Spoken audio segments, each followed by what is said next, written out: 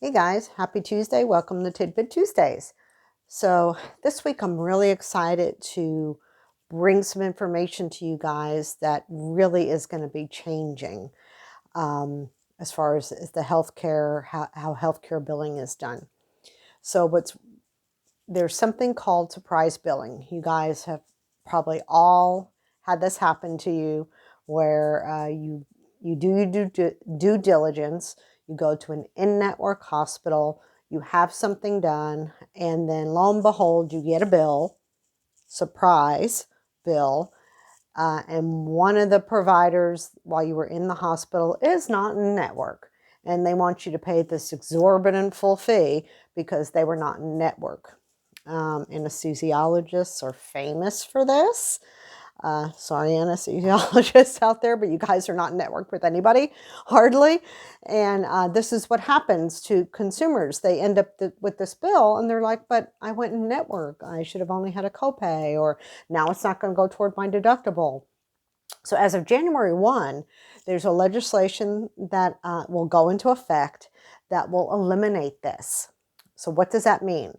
That means true surprise billing, which means you were not informed ahead of time. You didn't have a choice, just like if you go in to have a baby and you get whoever's on call, right? If your doctor's not there, or if the anesthesiologist, which they always have in the room, is there. What's going to happen is charges are going to be filed to the insurance company, and the insurance company and the provider have to work out an agreement of what they will pay. And what's really neat about this is it basically forces these out-of-network doctors not to charge exorbitant fees, because the insurance company is going to make an offer to the provider. If the provider chooses not to accept the offer, then there's a third party that gets involved, and then both the insurance company and the provider have to abide by the third party's ruling. So the third party will decide what should be paid by the insurance company and what the provider has to accept. The other cool part of this is you're not involved.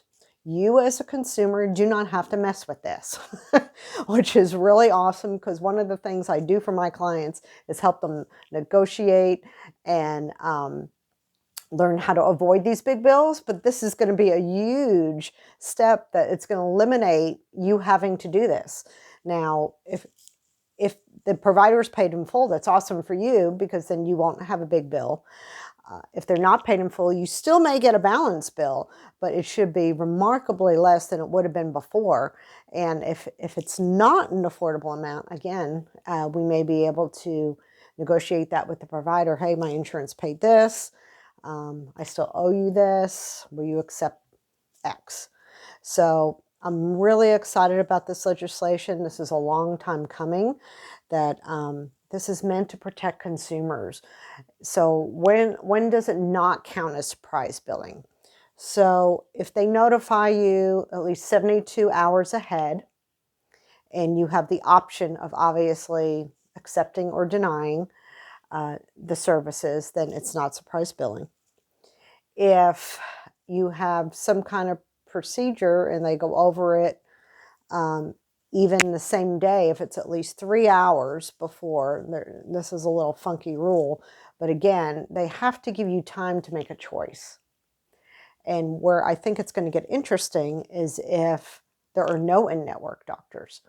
I think in most cases, these providers are not going to know.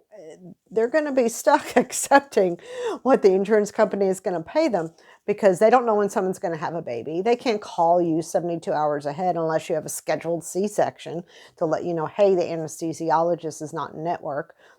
Since you don't know, again, if it's not a scheduled C-section, when you're having the baby. So the pediatrician on call, if they're out of network, they're not going to be able to call you 72 hours ahead. So this legislation is really going to help protect consumers, which is a lot of my focus when I help people figure out what insurance is right for them, figuring out the best way, whether to use insurance, be a cash pay, negotiate bills after the fact, because my whole point is to save you money on the bottom line. If I can save you in premium, save you in out-of-pocket costs, it's a win-win for you as a client. So hop on over to my page, JCAP Consulting. If you want to schedule time, it's open enrollment. So if you want to schedule a consultation with me to review your health plan choices, please do that. I'll be super, super busy. I would prefer online appointments rather than trying to call me, because more than likely I'll be on the phone and not able to answer your call. And it may take a bit to call you back depending on my workload for that day. So remember, until next week, peace out.